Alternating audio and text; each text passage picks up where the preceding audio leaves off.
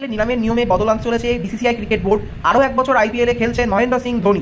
বছরের আইপিএলের শুরুর আগে অধিনায়ক ছেড়ে দিয়েছিলেন তিনি, ভেবেছিলেন সেটা মহেন্দ্র সিং ধোনির সেটা লাস্ট সিজন, কিন্তু শোনা যাচ্ছে পরের মরশুমে আইপিএলে খেলতে চলেছেন মহেন্দ্র সিং ধোনি। তাহলে বন্ধুরা আমরা জেনে নিই ব্যাপারটা কি আছে। গত বছরের আইপিএলের শুরুর আগে অধিনায়ক ছেড়ে দেওয়ার অনেকেই ভেবেছিলেন সেটা মহেন্দ্র সিং ধোনির লাস্ট সিজন, কিন্তু আইপিএলের শেষ হওয়ার অবসর নিয়ে কোনো কথা বলিনি ধোনি। তবে শোনা যাচ্ছে পরের মরশুমে আইপিএল খেলতে চলেছেন তিনি, কারণ নিলামের নিয়মে বদলাচ্ছে।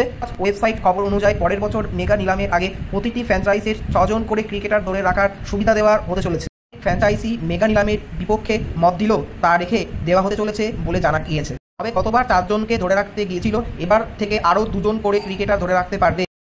কোনো রাইট টু ম্যাচ বিকল্প থাকছে না। আইপিএল শেষ হওয়ার পর ধোনি বলছিলেন পরের বছরের নিলামের অন্তত 6 জন ক্রিকেটার ধরে রাখার নিয়ম হলে তবেই তিনি খেলবেন। নতুনদের জায়গা ছেড়ে দিতে চান তিনি।